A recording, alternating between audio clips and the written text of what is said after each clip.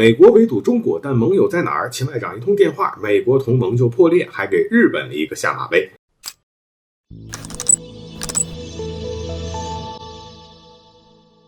大家好，欢迎来到赵探长观察室。这是一个神秘的协议，就美国、荷兰、日本限制向中国出口芯片制造设备达成协议之后呢，三国政府均拒绝置评。美国媒体声称，因为其敏感性，三国并没有公开宣布该协议，而且呢细节也尚不清楚。以往叫嚣着围堵中国的白宫，如今却异常的低调。有专家认为美国官员呢虽然希望将该协议视为胜利，但是他们同样面临着约束，怕单方面宣布限制性的措施后呢，进一步激怒盟友。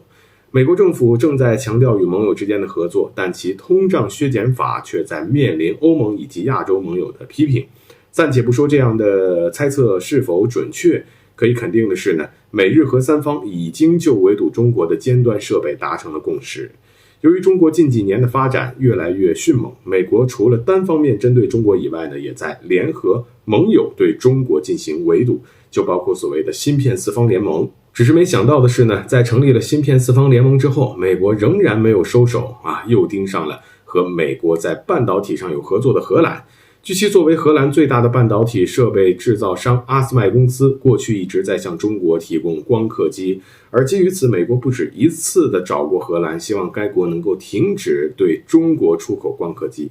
而起初呢，阿斯麦公司是没有理会的，毕竟与中国之间的合作利润可是非常大的。但随着时间的推移，或许是真的扛不住了，这个公司呢最终还是妥协了。这不，美日荷近期签署了一份协议，主要是扩大对中国芯片的技术限制。但他们的盟友关系又有多牢固呢？在这个背景之下，我国外交部长秦刚与荷兰副首相兼外交大臣的胡克斯特拉进行了一次通话。通话期间呢，秦刚表示，中方愿意与荷方加强多边的领域合作，共同维护国际产业供应链的稳定。看上去像展示中方的态度，但其实秦外长则是意有所指。美国不断拉拢多个国家对中国进行围堵，此做法已经对国际产业供应链造成了破坏。对此呢，希望荷兰方面能够慎重考虑是否还要加入美国的反华阵营。言下之意就一句话，如果荷兰能够改变态度，那中国呢将愿意与该国共同维护供应链的稳定。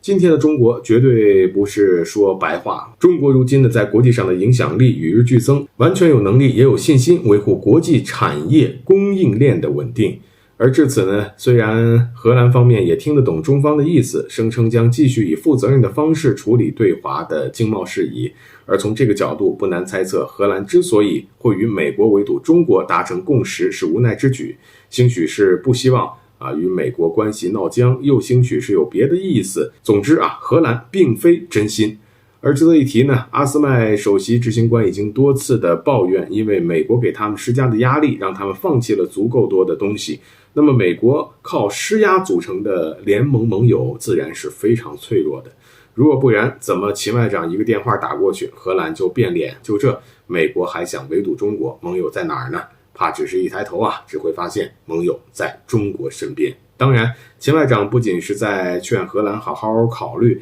在通话期间呢，还顺带给了日本一个下马威。消息显示，双方就日本政府决定向海洋排放污染水问题交换了意见，认为呢事关人类的健康和海洋环境，将会进一步就此事保持沟通中荷两国介入此事，对日本来说呢，绝对不是一个好消息。而站在日本的角度上，前脚才与美国、荷兰签署了针对中方的协议，转过头来呢，中方便与荷兰商讨排放污染水的问题，无异于是变相的反击。这很可能意味着中方将不再仁慈，面对今后的每次被针对、被围堵，都会采取措施。好了，本期节目就到这里，欢迎点赞转发，留下你的精彩评论。